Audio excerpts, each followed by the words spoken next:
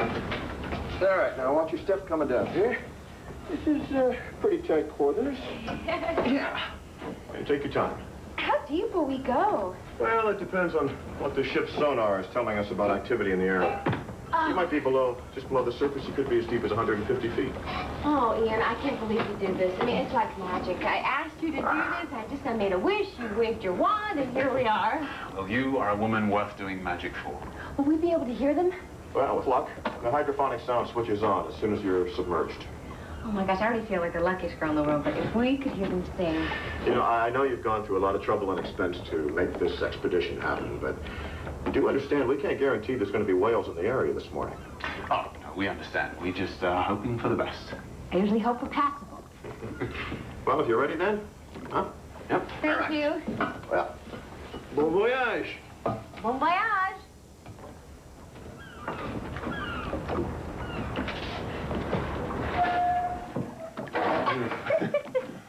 Well, I suppose we should sit. Johnny? Thank you. Well, don't thank me yet. I may not see or hear anything. It doesn't matter. I'm just incredibly grateful. Okay, there. Done. I've got Bo, Rachel, Mom and Dad, Hank, Susanna. Dog. Yes, I even got a present for you. Yes, I did. Oh, typical. Typical. You're not going to wait, are you? Absolutely not. There's no such thing as delayed gratification in your books, is there? Yeah, right. Everything you see goes in your mouth. Food, my mother's linens, down pillows. Yeah. Happy Hanukkah.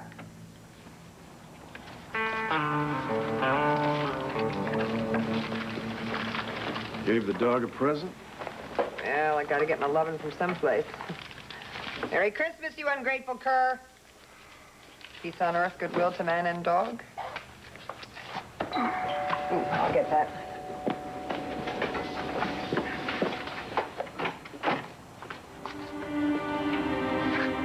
Oh, I'm so glad you're home.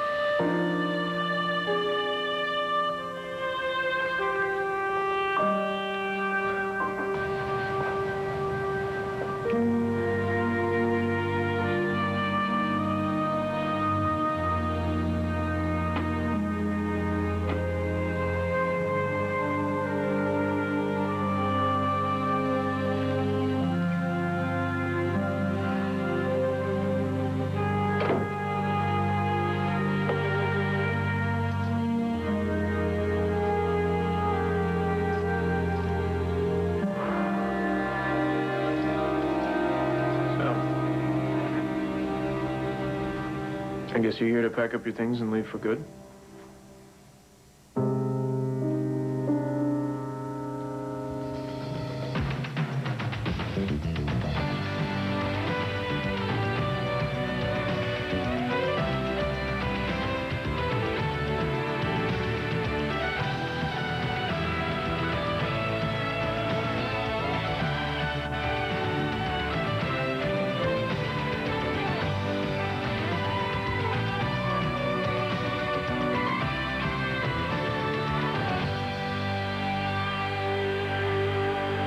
One Life to Live, brought to you... All ABC tonight.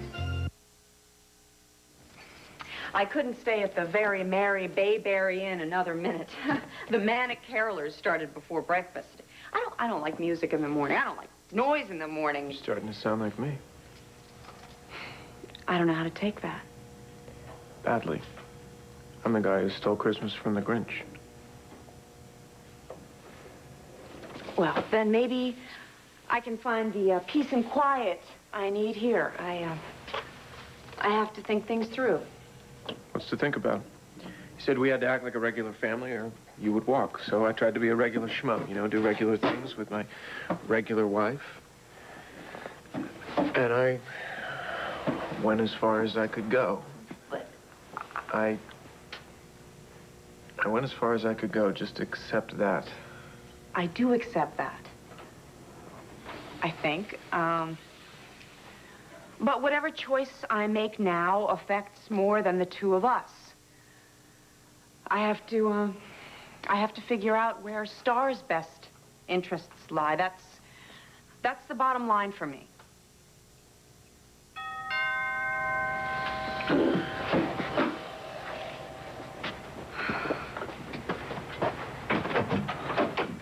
Good. Come on in.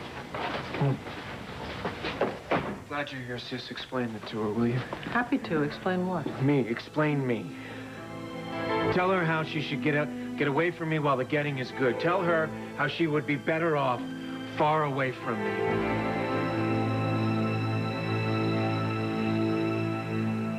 They all took it hard, just like you'd expect. They wanted a memorial service. Well, that's a good idea. Did you arrange it? Yeah. Andy came in from California, for which I was very grateful. Whole town Apex showed up. It was really quite amazing. Andy and I kind of figured all that grief. You got to put it somewhere, you know. I know. Max, I want you to know that this case has been at the top of my list of priorities since you left. And I do have some leads. Honey, I think you should know about this, too.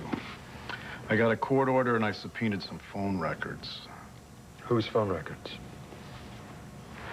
During the time of the kidnapping, RJ was in phone contact with an ex-con named Claude Charbonneau. He did time for extortion. Charbonneau. Do you know that name? No. RJ says that Charbonneau wanted to borrow money. RJ turned him down, but we also have phone records that prove that Charbonneau and a guy named Mark Lennon, who was the kidnapper that died in the car in the river, they were also in contact. Now, I think that RJ, Charbonneau, and Lennon planned the kidnapping together. Not all of us think that theory is right. And what do you think? I don't think that RJ arranged the kidnapping. I know, well, it's well known in some circles that RJ was a loan shark. I think that Claude remembered him from the good old days and needed some quick cash, gave RJ a call. RJ said no. It stands to reason that if Claude needed cash very badly, that he'd have no qualms about how he got his hands on that money. He probably cited your kids, contacted Lennon. Whatever. Okay, whatever. Max, I swear to you, I'm going to get proof against RJ Gannon. Whether he did it or not? I don't think that we have to debate this in front of Max right now. What I need from you is your word that you won't go after RJ yourself, Max. I don't want anything to do with settling this score.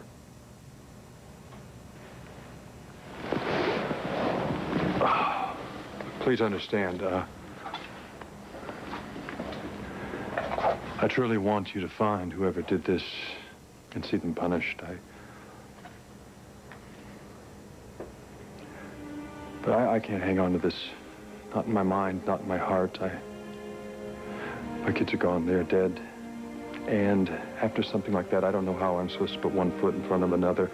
And if I don't find a way, then I am going to go nuts.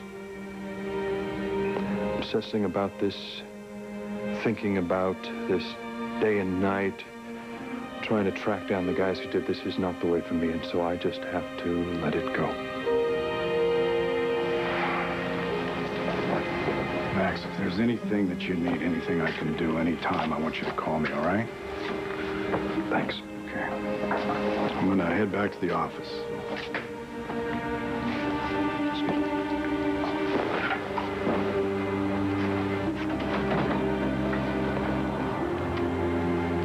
You may not want to hear this now. I'll let you know. I want you to know how sorry I am for what I did.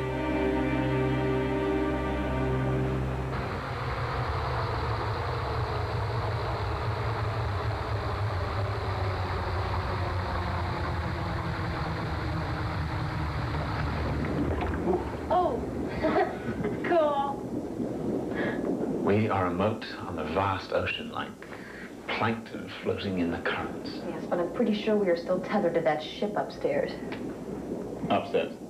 Yes, whatever, up there, the other part of the world.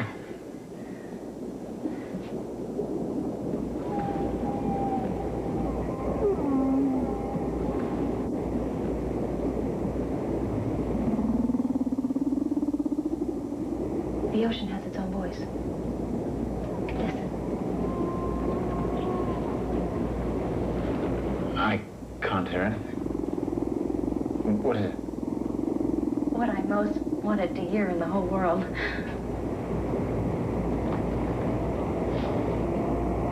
They're singing. They're out there. You can see them? No, not yet. I can't see them yet, but they're coming to us.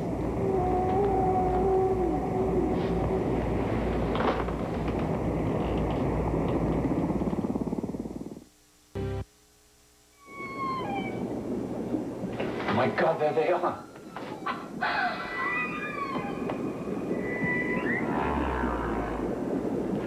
Oh, I never thought I'd see this with my own eyes. It sounds so beautiful in here. Can you imagine how incredible it sounds out there to them? Oh, this is extraordinary. Oh, I love sharing this with you.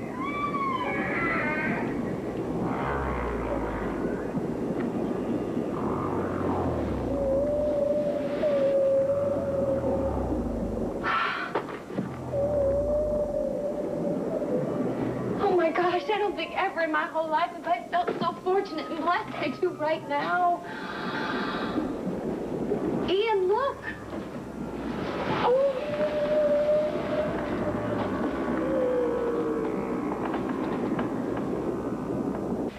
I'm not sure what it is you think you have to be sorry for. I know you want to put all this stuff with the kids. Well, I don't think you can really put it away. Aside. The best I can hope for is this side. Please, let me just say this one thing to you. I need to get it out on the table before you close the discussion. All right. Let's hear it. I want you to know how sorry I am that I didn't tell Bo that your kids were kidnapped. He's been coming down on me pretty hard about it. And I've certainly been citing the attorney-client confidentiality, I think as much to convince myself that I made the right moral choice. The funny thing is, if I had to do it again, I think I'd probably make the same choice. Then what are you apologizing for? What if I was wrong? What if I'd gone to Bo earlier? Things might have played out differently. Your kids might... Nora, this was my problem. This was my choice. I asked you not to go to Bo. You respected my wishes. You behaved as I would expect my lawyer to behave, the way I would hope my friend would behave. And I appreciate that. And I'm truly sorry if you've been beating yourself up for thinking otherwise.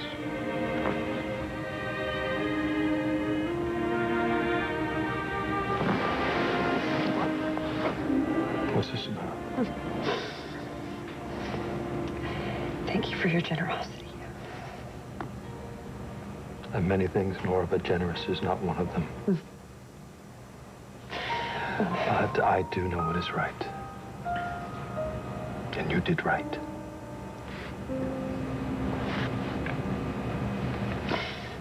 Welcome home. Thanks. And now that you're home, will you let me repay your kindness?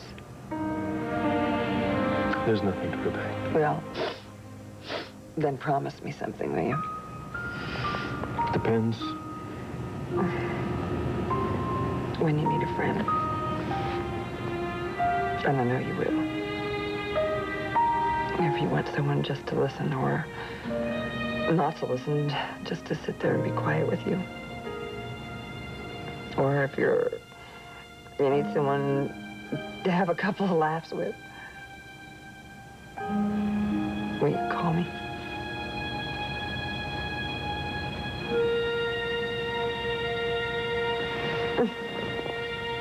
It's a deal.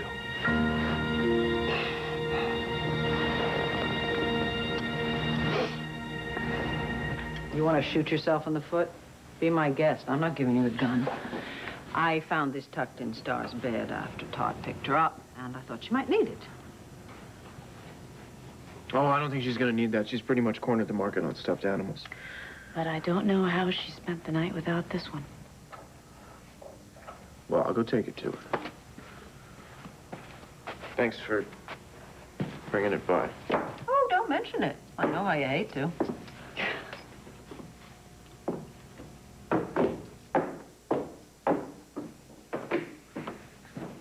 So, would you like some coffee? I can have some made in a second. No, thank you very much. Taya, forgive me for, as Todd puts it, butting in where I don't belong. As far as I can tell, no one really belongs in this apartment. Make yourself comfortable.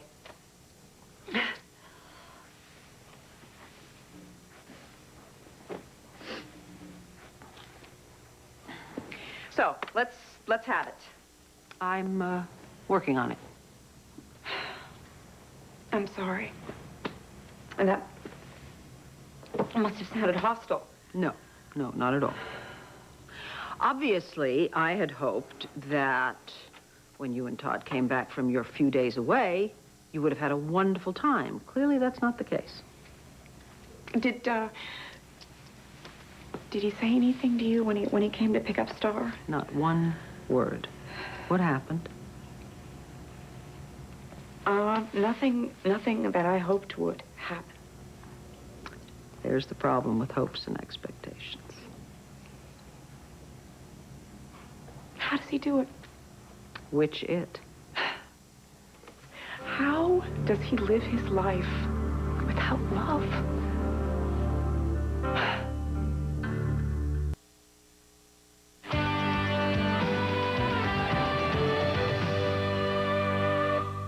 I am truly sorry that you had an apparently awful time. I feel partially responsible. You? Why would you be? Well, I encouraged you to try and build a family with Todd, if that's what you wanted. You also warned me not to let him know if I was going to try. No. He very rarely acts in his own best interest. Actually, almost never. Is that what happened? He shut me down. Big time. I remember you also warned me about Todd's connection to Blair. Was this about Blair? No.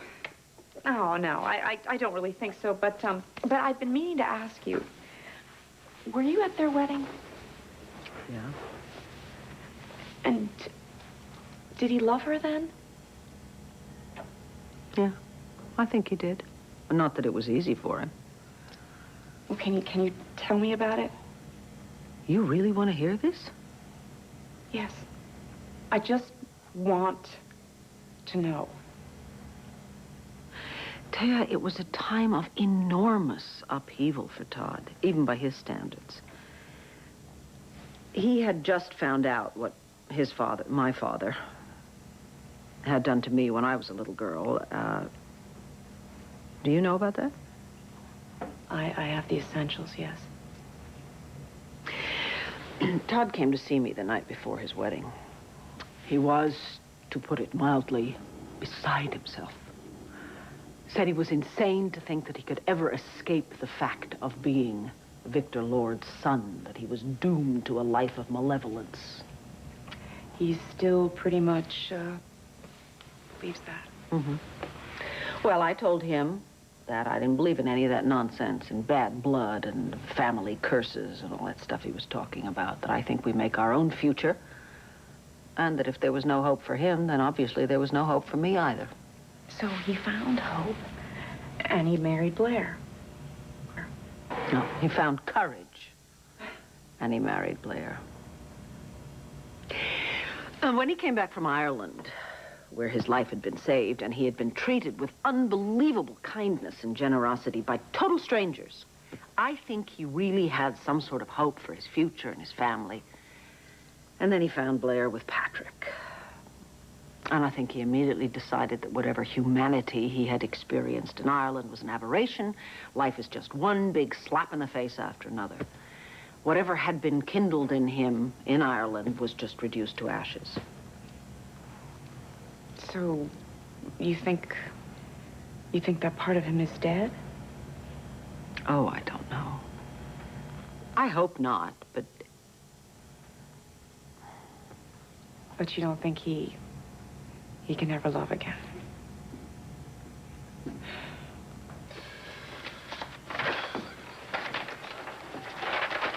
Where's Rachel? She closed up last night. I don't expect to see her till around noon. Is there something I can do for you? No, I want my daughter. Wait, is something wrong? I just want to know that she's alive and well and safe and beautiful. Well, did you have a brush with death or something? Something like that. Max Holden, I just saw him. He just got back from North Carolina where he had a memorial for his 2 children. Oh, man. Oh, man, what? You think I can hear about 2 kids getting swept out of a car and drowned and not feel anything? You think I'm that far gone, or do you believe, like Bo, that I ordered the kidnapping? Did you? No. Are you lying? I'm not lying, and I didn't order any kidnapping. When did you know about the kidnapping, RJ? When Rachel came in here and told me about it. You better not be lying to me, because I believe you. And Bo doesn't. Bo was obsessing about this. Why? Because he feels that if he had had more information sooner, he could have saved those 2 kids' lives. How? I knew about the kidnapping. Max told me about the kidnapping. He invoked attorney-client confidentiality, so I shut my mouth. That's a hard one to live with. Bo's having a hard time living with it. Nora, I'm sorry. Have Rachel give me a call when she comes in. Sure. I meant what I said. I believe you. So if I find out that you're lying to me and Rachel, I will hound you to the gates of hell.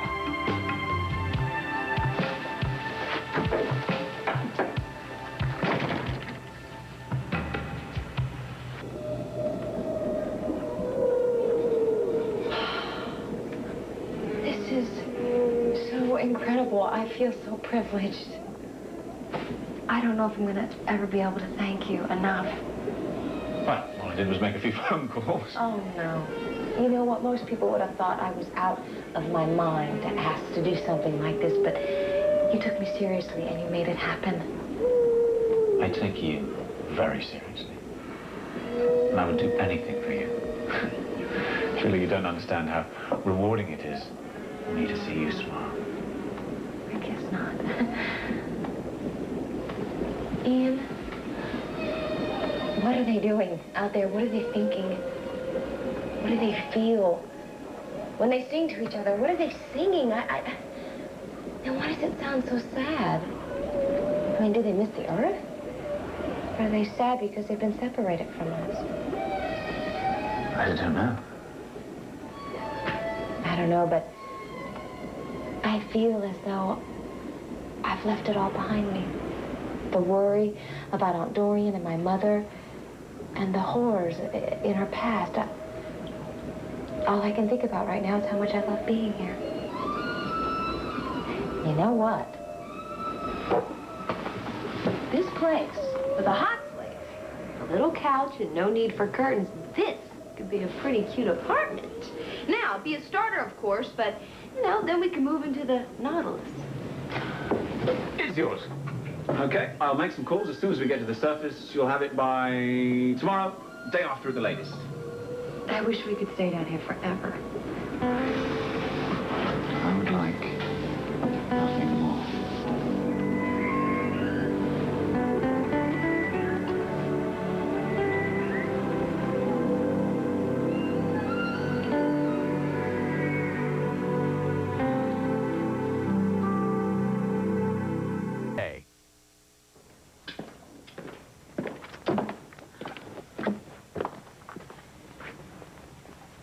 Max, I was so worried about you.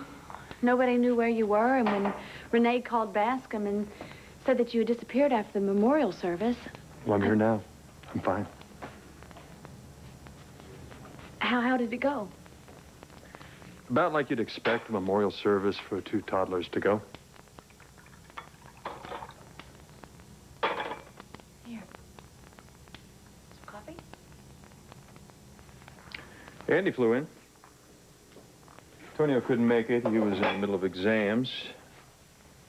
Luna's family and Andy and I and everyone she knew in the valley gathered on the hillside where her purple flowers grow and put a nice little stone marker beside Luna's grave for the twins.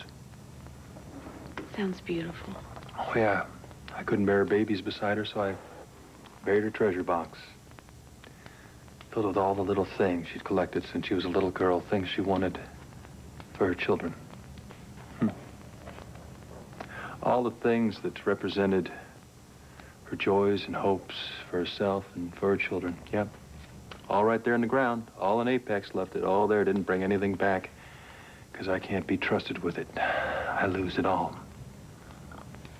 Nothing makes you feel that awful finality like the reality of a marker or a burial site. It's a relief, but it's also... A cold, hard truth and a cold, hard ground. When I went to see Brendan's, it was just so blunt. Then I walked around the cemetery to look at other children's graves. The dates. An adult has a span of time. Whether they lived a short amount of time or died young, at least you know that it's fair. But the dates on a child's grave. Nothing is fair. I thought you knew that.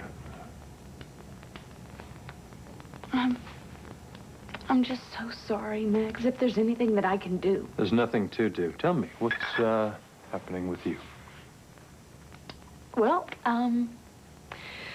things are actually looking up just a little. Oh, yeah? Yeah. I thought that I'd totally blown the psychiatric evaluation, but word has it, off the record, my lawyer told me, that my psychiatrist actually gave me a very high recommendation for visitation rights for Star. That's great. That's great. I know you've been going through hell not being able to see her. Yeah. Ian, what's going on with Ian? Well, in spite of the fact that he and Kelly have gone off whale watching somewhere. Are you kidding me? Oh, no. It is her deepest desire in life. Makes me want to puke. I mean, all of a sudden, she's Miss Greenpeace. But you know what? I really think that I got to him before he left. I'm sorry, Max. I know that before all this happened with your children, that we were planning this thing to get... Now it all seems so frivolous. Now, you can't possibly want to hear anything about this. You couldn't be further from the truth.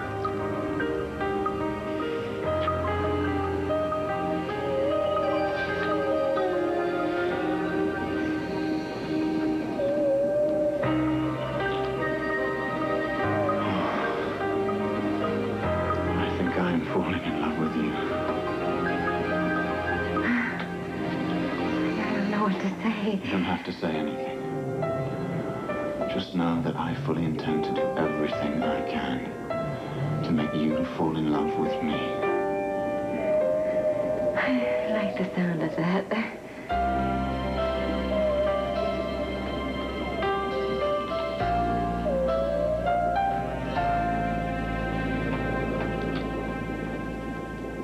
He's my brother. I certainly hope that he can find someone to love again. But he is so terrified of who he was and what he did in the past that he's afraid to let himself fall in love again because he's so desperate not to repeat the violence. But why does one thing have to follow the other? You have to understand that love and violence are interchangeable in his mind. As a child, he never received love. He got violence. As a young adult, he confused violence with sex. As an adult, he has found that love and sex have brought him nothing but emotional violence. So he doesn't see any way out. He thinks that violence is encoded in his DNA, the same as the color of his eyes. I mean, he's wrong, of course, but he does not have a frame of reference for any other kind of behavior. You'd have think he'd have bought one by now. His adoptive father, Peter Manning, never accepted Todd. Never. No matter what he did. He always treated him as a total outcast.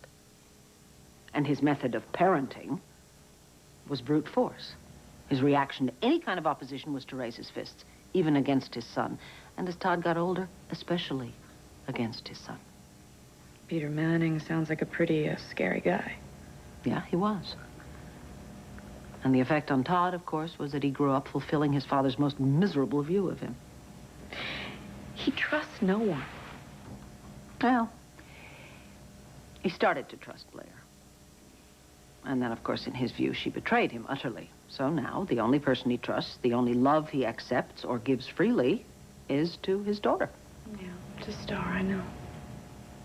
But, Thea, in a way, that gives me enormous hope for him, because he does really love his daughter. Yeah. I had my own share of problems growing up, including a mother who walked out on us. And that, you know, colored my perceptions about myself and my ability to love and to be loved. But my experience is nothing compared to Todd's and what he must feel about himself. He feels awful about himself.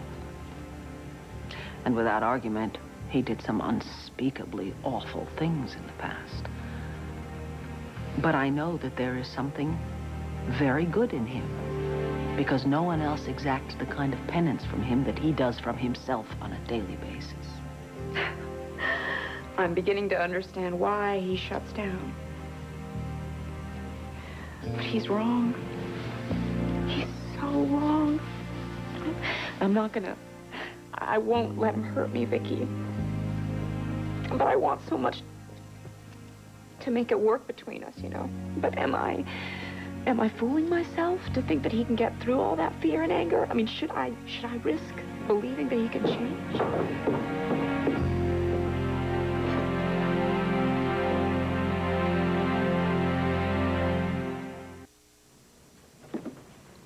You must be getting an earful. Actually, we were having a very interesting discussion, one I'd like to have with you at some point. Oh, I'm just dying to do that. I know you are. That's why I'm going to make you wait for another time. You take care.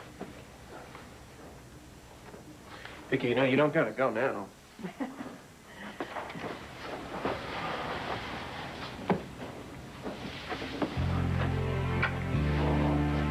It's Christmas. Deal with it. Thanks, sis.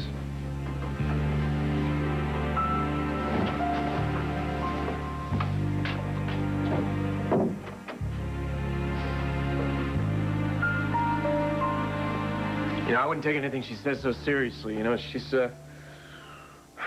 always trying to look for the best in people. It's something I really hate about her. Plus, you never know who's warming up in her bullpen, if you know what I'm saying. There's about 7 different people in there, and one of them controls her mind, and they all think something else is the truth. I heard enough from Vicky to know that I made a mistake. You? Yes, I should have taken you at your word. Well, this is progress.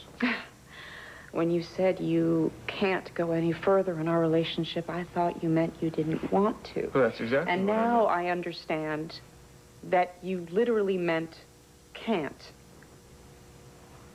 And I'm sorry.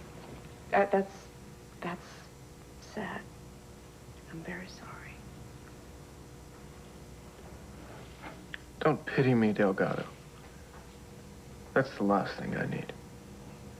Compassion isn't pity, Todd. Yeah, well, it's all the same to me, all right? Now, if you're gonna feel sorry for me, I think what you should do is pack up your things and get out of my house.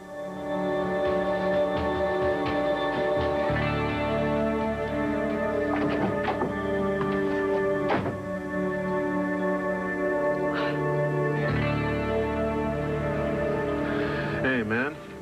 I'm giving you another chance to redeem that worthless soul of yours for kidnapping Max's kids. Hey, I did not do that, okay? I didn't do it. Lennon went down that road on his own. Oh, that's no sale, Claude. It's not gonna work, my son. You see, you arranged to have Lennon as your subcontractor. That makes you liable for any damages he incurs. Yeah. So, what's this, redemption you're offering me there, Padre? Well, before I asked you to find those kids as a favor to me, now I'm telling you, find those children. Lennon made the adoption deal on his own. I have no idea where those kids are, and there is no way in hell that I could track them down. Now, nothing is impossible if properly motivated. Meaning what? Meaning, I'm your motivation. Do it, Claude. I want to pick up right where we left off. Right where we left off. When? Helping you snag Ian. Max, why do you even care about that now? I'm as strapped for cash as you are. So as far as I'm concerned, our deal is still on, provided you make it real clear what's in it for me. Are you sure that you want to jump right back into this? Don't you need some time to think? Last thing I need is time to think. The twins are gone. My businesses are gone. I am drowning in debt. I'm an absolute zero.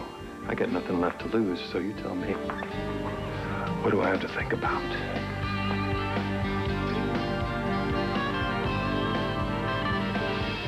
Stay tuned for scenes from the next One Life to Live.